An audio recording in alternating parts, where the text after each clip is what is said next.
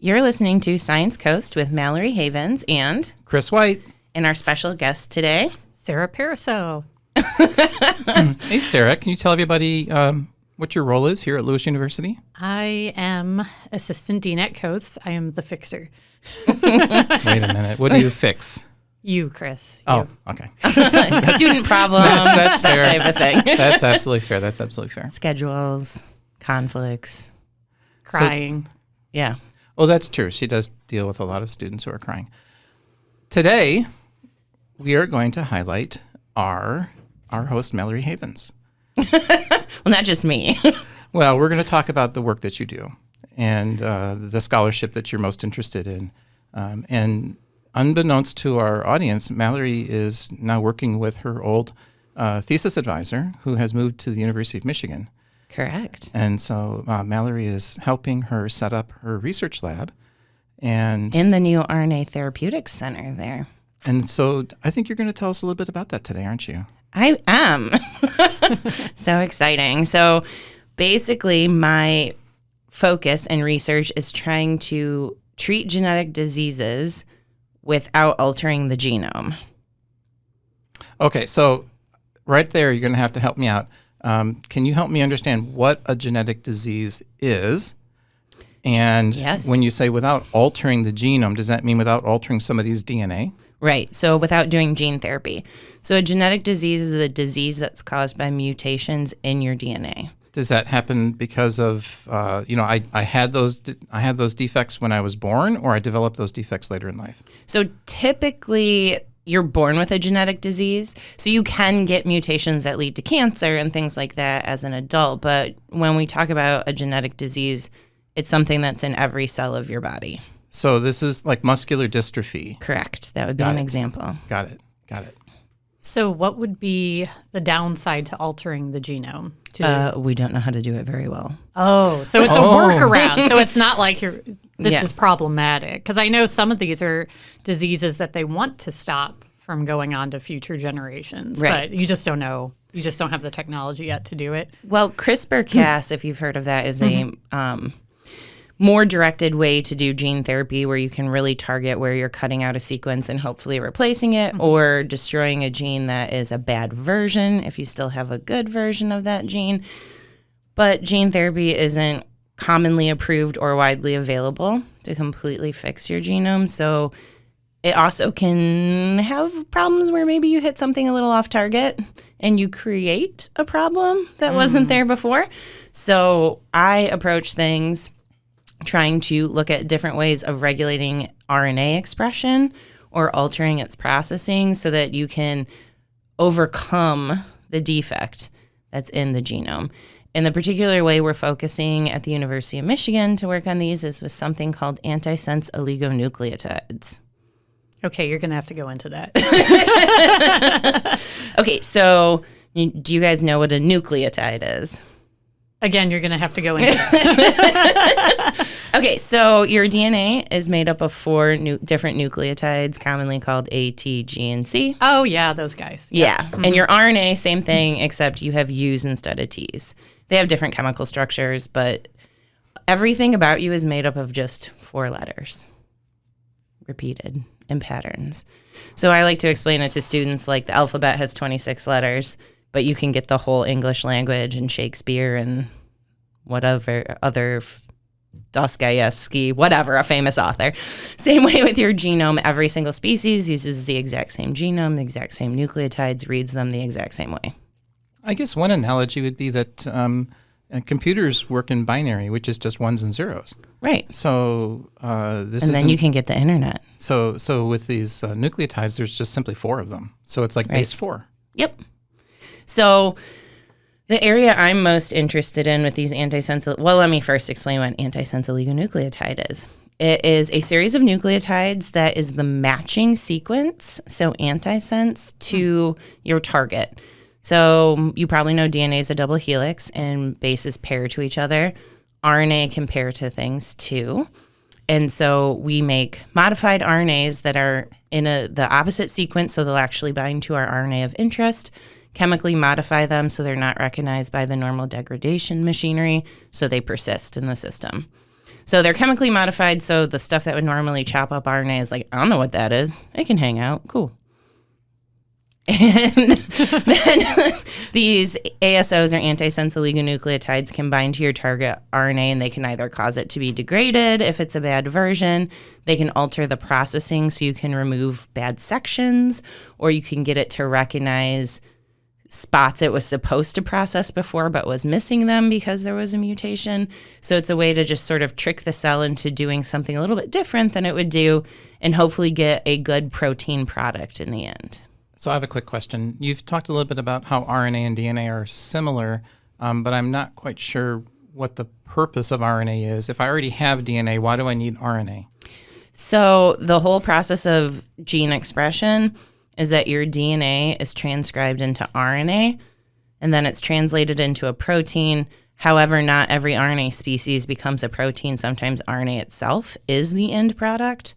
But I kind of explain to students, if you are building a building and you have all the blueprints for the electrical and the plumbing and the structure and the decor and everything, that's your DNA. The RNA is just the plumbing for the plumber and the copy of just the, electrical for just the electrician. So it's a copy of a region of DNA and it gets processed. So significantly over 90% of our genes go through something called alternative splicing, where you can take one piece of RNA and how you chop it up and glue it back together can vary, so you can get different protein products from one gene. I call it the choose your own adventure novel of biology. Are you guys familiar with choose your own adventure books? Absolutely. I always ended up dead in a pool of acid in those books. So hopefully that is not the result from your RNA work.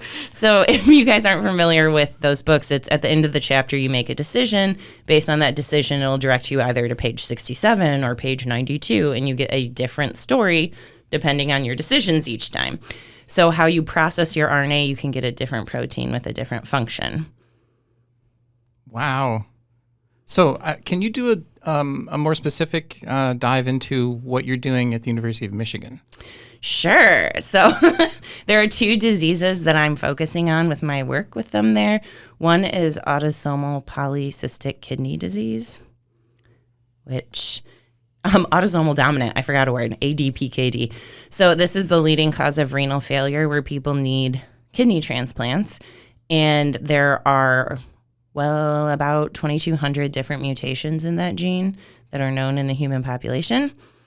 And it has really varied pathogenesis. So some people never have their kidneys completely fail, but they have a lot of cysts. And some people need their kidneys replaced or are on dialysis really young. So we're trying to figure out all the different modifiers to the disease severity. And in particular, we're studying one mutation that doesn't affect the protein, but affects a little RNA species that's hidden inside the gene that gets lost with this mutation, and we found a way with an ASO to bring it back. Wait a minute, just that last sentence. You found a way with an antisense oligonucleotide ASO to bring the RNA species back that was missing. How do you know that this works? I mean, how do you know that that happens? So typically how we do it is when we make RNA in the cells, if we can change it back into DNA and amplify it so we have enough to actually see it when we run it on a gel. So you rendered him speechless. Yeah, basically we look crazy because we're just looking at like bands on a gel, or what would look to you guys just like a X-ray film and just lines, and we're like, aha, we did it. Now, so go ahead. No, I was going to just ask, now is the end goal of this to be therapeutic or to stop? Okay, so people who already have like a progressed version of the disease or the syndrome, it would kind of roll it back? Hopefully, or at least we could stop progression. Got it.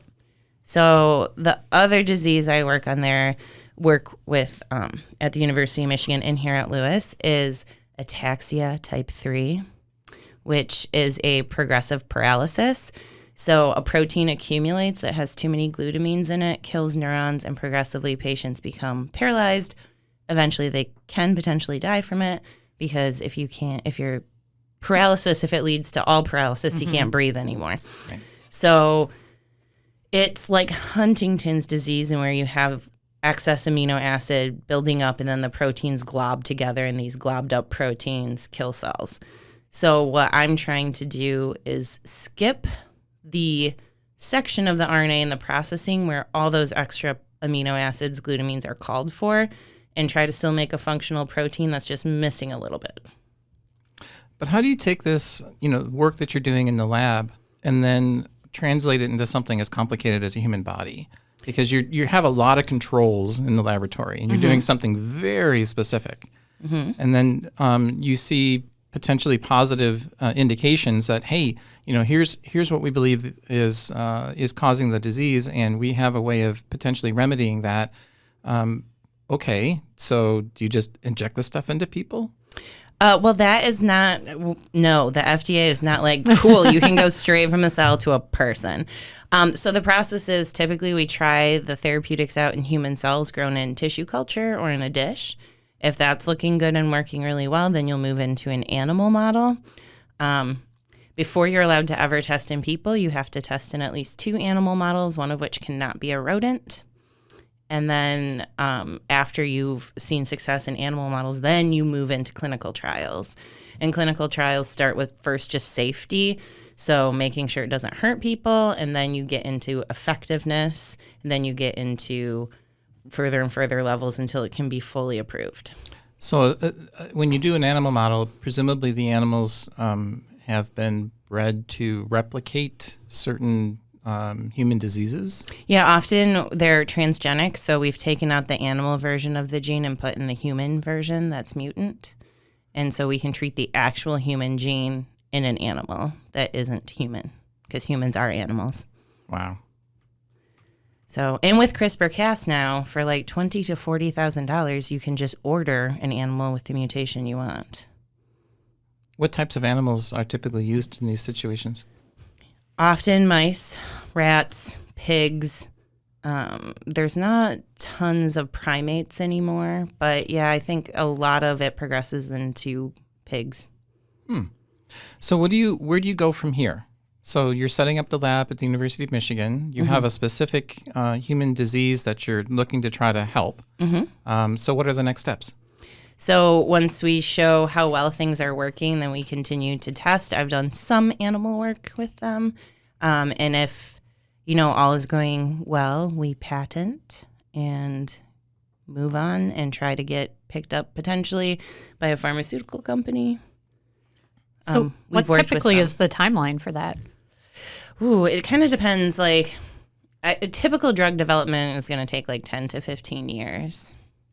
But yeah, that's only if it's going to go all the way. But there are antisense oligonucleotides, ASOs, that are approved therapeutics for spinal muscular atrophy, for hypercholesterolemias, for muscular dystrophy, several others. But there were a ton in the clinical trial pipeline as of about 7 years ago, and a lot more have been approved since then.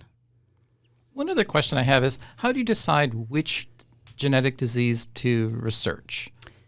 It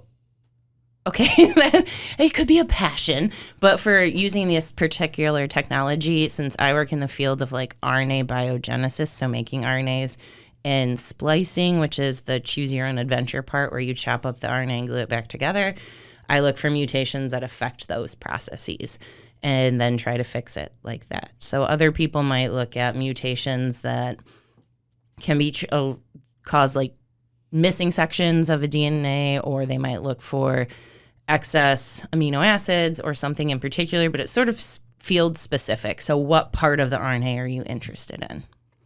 And finally, what would be your recommendation for any young listeners who thinks that this is just amazing stuff and they want to do it, and they want to get into this field? Become a STEM major and get involved in undergraduate research. So we have a ton of it going on here at Lewis, and we work on these diseases here as well. Awesome. Well, you've been listening to Science Coast with Mallory Havens and Chris White and Sarah Pariseau. The views, thoughts, and opinions expressed are the speaker's own and do not represent the views, thoughts, and opinions of Lewis University or the University of Michigan in this case. The material and information presented here is for general information purposes only. The Lewis University name and all forms and abbreviations are the property of its owner, and its use does not imply endorsement of or opposition to any specific organization, product, or service. This podcast was produced in the WLRA podcast studios at Lewis University. Visit lewisu.edu for more information about Lewis University. Thanks for listening. See you next time.